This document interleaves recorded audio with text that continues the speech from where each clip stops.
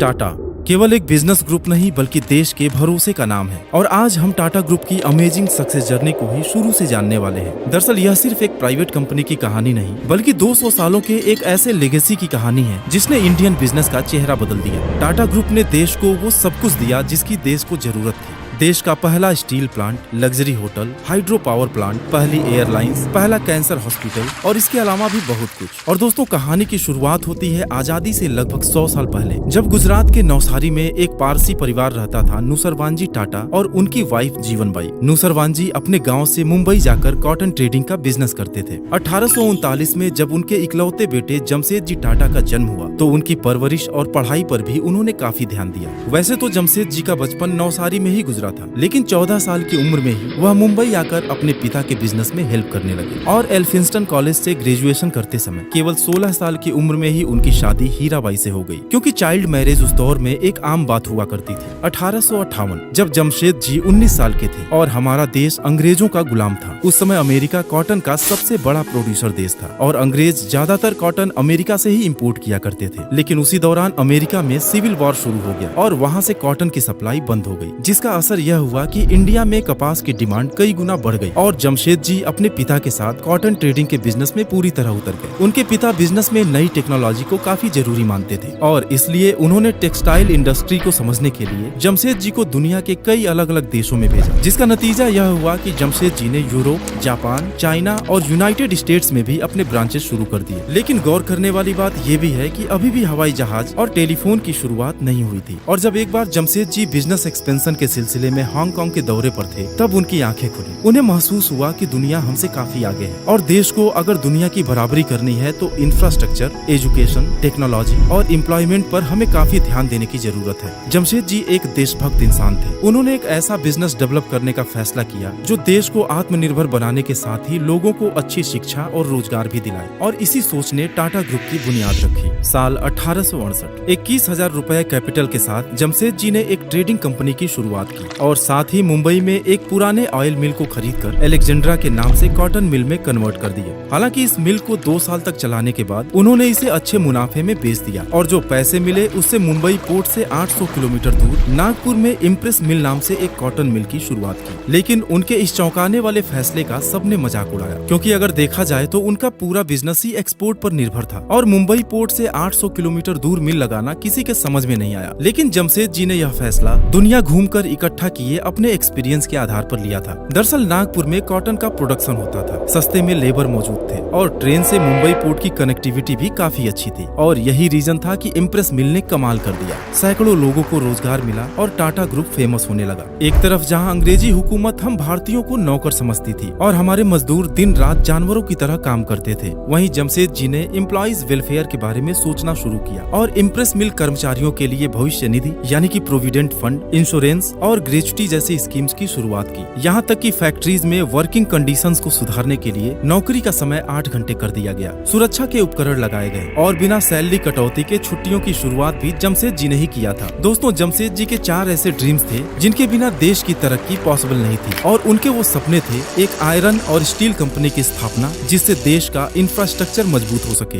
एक world class hotel की शुरुआत क्योंकि उन दिनों इंडियंस को यूरोपियन होटल्स में एंट्री नहीं मिलती थी, एक वर्ल्ड क्लास एजुकेशनल इंस्टीट्यूट और एक हाइड्रो इलेक्ट्रिक पावर प्लांट जिससे हमारी इंडस्ट्रीज का तेजी से विकास हो। और उनके इन ड्रीम्स को पूरा करने के लिए उनके दोनों बेटे दोराबजी टाटा और सर रतन टाटा पूरे जी जान से उनके साथ लगे हुए थे। लेकिन दोस्तों आपकी जानकारी के लिए बता दूं कि हमारे रतन टाटा सर के ग्रैंडफादर का नाम भी सर रतन टाटा ही था। साल 2003 में जमशेदजी का एक सपना हकीकत में तब बदला जब मुंबई के कोलाबा तट पर ताजमहल होटल खोला गया, जो देश का पहला ऐसा होटल था जिसमें इलेक्ट्रिसिटी थी। हालांकि बाकी बचे 3 सपनों के भी वो काफी करीब थे, लेकिन अनफॉर्चुनेटली साल 1904 में जर्मनी में उनकी डेथ हो गई। जमशेदजी टाटा के बाद उनके बड़े बेटे दोराबजी टाटा ग्रुप के चेयरमैन बने, लेकिन उनके ऊपर प्रेशर था अपने पिता के अधूरे काम को पूरा करने का और काफी मुश्किलों बाद साल 1907 में उन्होंने टाटा आयरन एंड स्टील यानी कि टिस्को की स्थापना की, जिसे आज हम टाटा स्टील के नाम से जानते हैं। और आपको जानकर हैरानी होगी कि आज का जमशेदपुर, जिसे हम टाटा नगर के नाम से भी जानते हैं, उसे टिस्को एम्प्लॉइज के लिए साक्षी सिटी के नाम से दोराबजी ने ही वापस आया था। दोस्तों अब समय आ गया था जमशेद जी के बाकी बचे 2 सपनों को पूरा होने का, जिसे दोराबजी टाटा ने साल 1909 में इंडियन इंस्टीट्यूट ऑफ साइंस और 1911 में टाटा पावर की नींव रखकर पूरा कर दिया। दोराबजी को बिजनेस के अलावा गेम्स में भी काफी इंटरेस्ट था और भारतीय खेलों को प्रमोट करने के लिए इंडियन ओलंपिक मूवमेंट की शुरुआत भी उन्होंने ही की थी। आगे चलकर जब भारतीय ओलंपिक संघ बनाया गया तो सर दोराबजी टाटा उसके पहले अध्यक्ष बनाए गए। दोराबजी टाटा की शादी मेहर बाई से हुई थी, जो फेमस साइंटिस्ट डॉक्टर होमी जे भाभा की रिलेटिव थी। लेकिन दुर्भाग्य से दोराबजी की कोई संतान नहीं हुई और उन्होंने अपनी सारी प्रॉपर्टी एक ट्रस्ट बनाकर चैरिटी के लिए दान कर दिया, जिसे आज हम दोराबजी टाटा ट्रस्ट के नाम से जानते हैं। उनकी वाइफ मेहर बाई की कैंसर से मौत हुई, जिसके बाद दोराबजी ने स्पेशली कैंसर में रिसर्च के लिए लेडी टाटा मेमोरियल ट्रस्ट भी शुरू किया और 1 साल के भीतर ही 1932 में उनकी भी डेथ हो गई। दोस्तों दोराबजी टाटा ट्रस्ट ने डॉक्टर भाभा के एटॉमिक रिसर्च प्रोग्राम को भी काफी सपोर्ट किया था और आज इंडिया के सभी वर्ल्ड क्लास टेक्निकल इंस्टीट्यूशंस को इस्टेब्लिश करने और उनके प्रमोशन में इस ट्रस्ट का मेजर रोल है। दोराबजी टाटा के छोटे भाई सर रतन टाटा का बिजनेस से ज्यादा सोशल एक्टिविटीज में इंटरेस्ट था और उन्होंने देश की आजादी के लिए गोपाल कृष्ण गोखले और महात्मा गांधी की भी आर्थिक रूप से मदद की थी।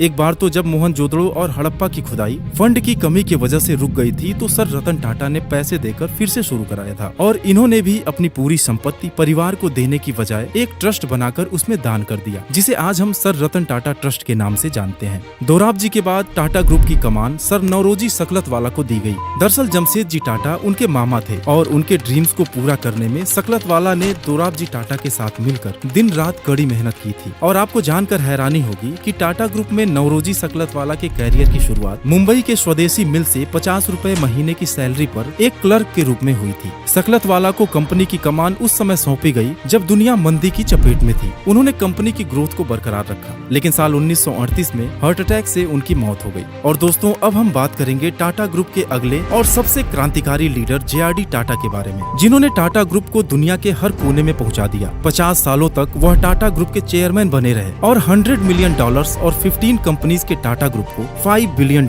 और 95 कंपनीज का ग्रुप बना दिया। वह देश के इकलौते इंडस्ट्रियलिस्ट थे जिन्हें भारत रत्न से सम्मानित किया गया। असल में जे.आर.डी. जी के टाटा ग्रुप का चेयरमैन बनने का किस्सा भी बड़ा दिलचस्प है। दरअसल उनके पिता रतन जी दादा भाई टाटा जमशेद जी टाटा के कजिन थे और उनकी माँ सुजैन फ्रांस की रहने वाली थी, इसलिए उनका बचपन भी फ्रांस में ही बीता। और जब गवर्नमेंट के रूल के हिसाब से उन्हें 1 साल आर्मी में काम करना पड़ा तो उन्हें बड़ा मजा आया और उसी नौकरी को वह आगे भी जारी रखना चाहते थे। लेकिन उनके पिता ने साल 1925 में उन्हें इंडिया भेज दिया। जे.आर.डी. टाटा इस उम्मीद से इंडिया आए कि घर की कंपनी है और किसी बड़े पोजीशन पर काम करने को मिलेगा, लेकिन टाटा ग्रुप में परिवारवाद की कोई जगह नहीं थी। उन्हें बिना सैलरी के एज अप्रेंटिस काम पर लगाया गया और धीरे धीरे उनके अंदर भी देश प्रेम और समाज के लिए कुछ करने का वही भाव पैदा हुआ जिसकी शुरुआत जमशेद जी ने की थी। और साल 1938 में सिर्फ 34 साल की उम्र में टाटा ग्रुप की कमान उनके हाथ में आ गई। जे.आर.डी. टाटा की जिंदगी रोमांच से भरी हुई थी। वो कहते थे कि जिंदगी को थोड़ा खतरनाक ढंग से जीना चाहिए। उन्होंने फ्लाइट उड़ाने की ट्रेनिंग ली और 1929 में उनको इंडिया का पहला कॉमर्शियल पायलट का लाइसेंस मिला। 1932 में जे.आर.डी. ने टाटा एयरलाइन की स्थापना की, जिसे 1953 में भारत सरकार ने एयर कॉर्पोरेशन एक्ट के तहत अपने कंट्रोल में लेकर एयर इंडिया का नाम दे दिया। इस तरह सरकार ने उनकी सबसे पसंदीदा चीज उनसे छीन ली थी। हालांकि जे.आर.डी. टाटा 1977 तक एयर इंडिया के अध्यक्ष बने रहे और साथ ही टाटा ग्रुप के बिजनेस का विस्तार भी अलग अलग सेक्टर्स में करना शुरू कर दिया। 1939 में टाटा केमिकल्स की शुरुआत हुई, जिसके तहत शुरू किया गया टाटा नमक आज देश के नमक के रूप में जाना जाता है। 1936 में Tata institute of social science, 1941 में मुंबई में शुरू किया गया एशिया का पहला टाटा मेमोरियल कैंसर हॉस्पिटल, 1945 में टाटा मोटर्स, 1954 में वोल्टास, 1968 में टाटा कंसल्टेंसी सर्विसेज और साल 1987 में टाइटन इंडस्ट्रीज की शुरुआत उनके कुछ रिमार्केबल अचीवमेंट्स हैं। और इस तेजी से बढ़ते एम्पायर की सबसे बड़ी वजह टाटा के एम्प्लॉइज थे।